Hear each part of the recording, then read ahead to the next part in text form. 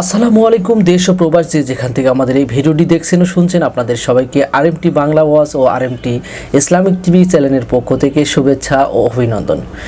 বরাবরের মতোই আমি আছি ইঞ্জিনিয়ার মোহাম্মদ তরিকুল ইসলাম তুষার। আর আমাদের হাতে কিছু প্রশ্ন আছে, আপনাদের করা প্রশ্ন, সেই প্রশ্নগুলোর উত্তর জানবো আমরা। আপনাদের অনেক ভাই উপকৃত হবেন, অনেক ভাই বোনেরাই যে হজ সম্পর্কে অনেকে জানতে চেয়েছেন। তো হজ সম্পর্কে আমি প্রশ্নগুলো জানিয়ে দিই।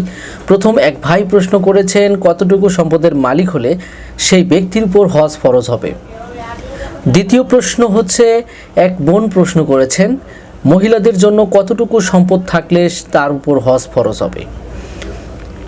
আরেকজন জানতে চেয়েছেন, এক ভাই, নগদ টাকা নেই, জমি থাকলে কি হজ ফরজ হবে? তো এই প্রশ্নগুলোর উত্তর আমরা জানবো মুফতি ইয়াসিন আরাফাত ভাইয়ের কাছ থেকে। ভাই আসসালামু আলাইকুম। ওয়ালাইকুম আসসালাম। ভালো আছেন আপনি? আলহামদুলিল্লাহ। জি আলহামদুলিল্লাহ। তো দর্শক আপনার কাছে জানতে চেয়েছে, কতটুকু সম্পদের মালিক হলে সেই ব্যক্তির উপর হজ ফরজ হবে। প্রিয় ভাই, আপনাকে অসংখ্য ধন্যবাদ ও মোবারকবাদ।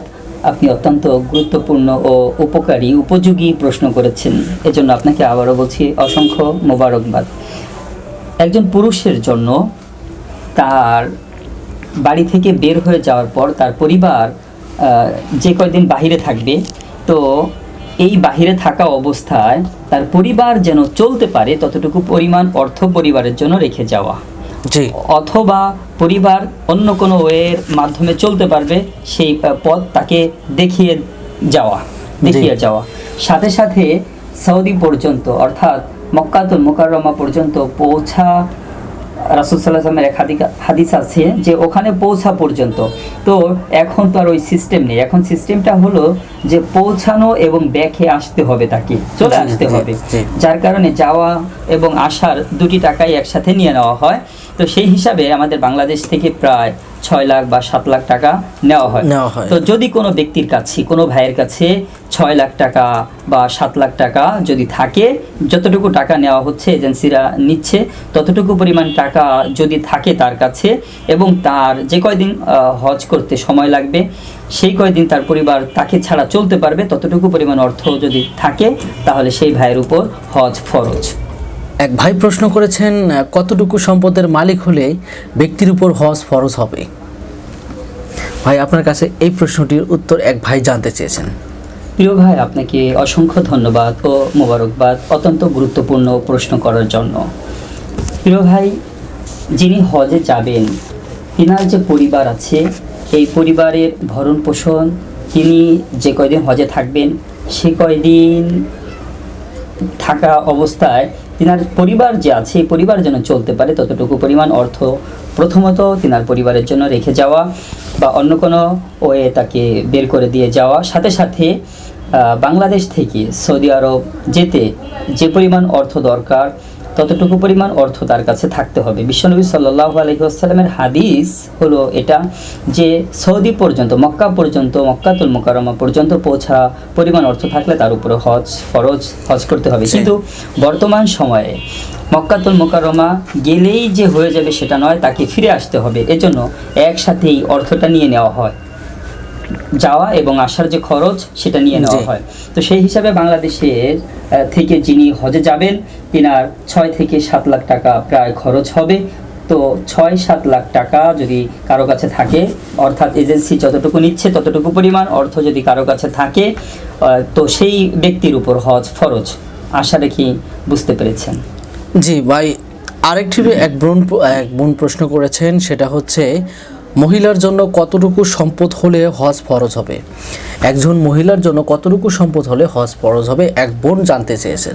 প্রিয় বোন, অসংখ্য ধন্যবাদ আপনাকে। একজন মহিলার জন্য হজ ফরজ হলে যতটুকু পরিমাণ অর্থ প্রয়োজন, অর্থাৎ ওই মহিলা যিনি যাবেন তিনার খরচ সাথে সাথে তিনার মাহরাম নিয়ে যেতে হবে, মাহরাম পুরুষ সাথে নিয়ে যেতে হবে। তো মাহরাম, তিনার যাওয়ার খরচ এবং মাহরামের যাওয়ার খরচ, তিনার আসার খরচ, মাহরামের আসার খরচ, এই দুটি যিনি হজে যাচ্ছেন তিনাকেই বহন করতে হবে। তো একজন মহিলার মাহরাম নিয়ে যেতে হলে প্রায় যাওয়াই 6 লাখ, আসতে 12 লাখ, আসতে 12 লাখ টাকা। যদি 24-25 লাখ টাকা তার কাছে থাকে তাহলে তার উপর হজ ফরজ হবে। অর্থাৎ মাহরাম ছাড়া সে যেতে পারবে না, মাহরাম থাকতে হবে। এটা বাংলাদেশের ক্ষেত্রে, এটা বাংলাদেশের ক্ষেত্রে বা প্রতিটা মহিলার ক্ষেত্রেই মাহরাম জি, সাথে জি, থাকা, জি। মাহরাম সাথে থাকা। আশা রাখি বুঝতে পেরেছেন। জি, অসংখ্য ধন্যবাদ ভাই। আরেক ভাই প্রশ্ন করেছেন, নগদ টাকা নেই, জমি থাকলে কি হজ ফরজ হবে? হ্যাঁ প্রিয় ভাই, আপনাকে অসংখ্য ধন্যবাদ। যে আপনার নগদ টাকা নেই, ব্যাংকে টাকা নেই বা কাছে টাকা নেই, অথচ আপনার ঢাকায়, গুলশানে, বিভিন্ন জায়গায়, বিভিন্ন ভালো ভালো জায়গায় যেখানে জমির অনেক দাম, সেসব জায়গাতে আপনার অনেক প্লট, অনেক জমি আছে। তো আপনি যদি চান যে একটি জমি বিক্রি করে বা একটি প্লট বিক্রি করে আপনি হজে যাবেন, সেটা আপনার জন্য সম্ভব, অথচ আপনার কাছে নগদ টাকা নেই, কিন্তু এই প্লটগুলি আপনি বিক্রি করতে চাচ্ছেন না, এটার জন্য আপনাকে গুনাহগার হতে হবে। তো যদি একটি প্লট বিক্রির পরে আপনার অনেক আরও সম্পদ আছে, তো সেই ক্ষেত্রে আপনার কোনো একটি প্লট, কোনো একটি জমি বিক্রি করে আপনার হজ করতে হবে, আপনার উপর হজ করা ফরজ। আশা রাখি জি। বুঝতে পেরেছেন যে জমি থাকলেও, অধিক জমি থাকলে, অর্থাৎ তিনার বসবাস বা তিনার চলার মতো যে জমি, এর অতিরিক্ত জমি থাকলে সেটা বিক্রি করে যদি হজের পরিমাণ অর্থ হয়ে যায়, তাহলে তিনার উপর হজ করা ফরজ। জি, আশা রাখি বুঝতে পেরেছেন। অসংখ্য ধন্যবাদ প্রিয় দর্শক, আপনারা সুন্দর সুন্দর এই প্রশ্নগুলোর উত্তর জানার জন্য। সামনে আমাদের হজের মৌসুম চলতেছে এবং হজের প্রথমার্ধে সম্ভবত হজ চলে গেছে লোকজন। তো দেখা হচ্ছে পরের কোনো ভিডিওতে। সবাই ভালো থাকবেন, সুস্থ থাকবেন। আল্লাহ হাফেজ।